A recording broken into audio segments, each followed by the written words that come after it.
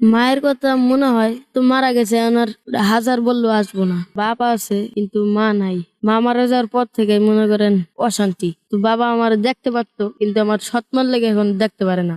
আমার মার কারণে আমার জীবনটা এইভাবে তন্ন বিচ্ছিন্ন হয়ে গেছে। যখন আমার বয়স 2 বছর তখন মারা গেছে। ঠিক মতন না খাইতে পারতাম ভাত। আমার বাপের টাকা পয়সা কিছু দিলে তাও নিয়ে যেত গা মায়েরা মুইরা। আর সারাদিন ঘরের ভিতরে আটকায় রাখতো, তো মায়ের দূর করতো।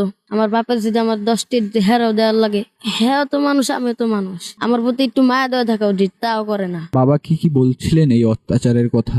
বলছি অনেকবারই মারছে কিন্তু কোনো কাজ হয় না। মহিলা ভালো না, এই করে না থাকার থেকে রাস্তায় থাকাই ভালো। রাস্তায় নিরাপদ, খাওয়ার কষ্ট, ঘুমানোর কষ্ট, রাতের বেলা মশায় কামড়ায়, পুলিশে দৌড়ান দেয়, ভারী দেয়, মারে।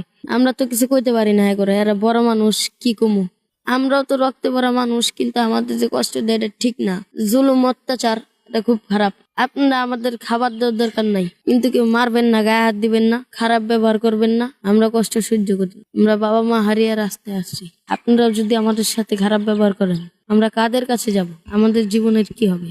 আমাদের তো ইচ্ছা করে ভালোভাবে বাঁচতে। বাবা বেঁচে থাকলো মরার মতন, সে তো আমার আগের মতো খুঁজতে আসে না। খাবার পাইলে খাই, না পাইলে না খাই যায়। কি করুম? কান্না করুম কে? কান্না করি বেশি, মায়ের দৌড় করলে কান্দি, এছাড়া কান্দি না।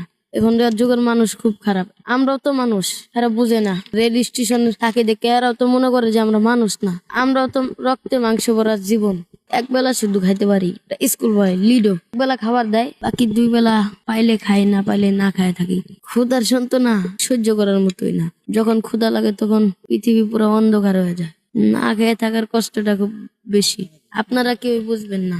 আপনারা তো ভালোই 3 বেলা খেতে পারেন, বড় কিছু করতে পারি, গরিব মানুষগুলো হেল্প করতে পারি, এই পথে ঘাটে উঠতে যেতে পারে, এরকম কিছু। যারা রাস্তায় থাকে না তারা জীবনও কোনদিন এই জিনিসগুলো বুঝবো না।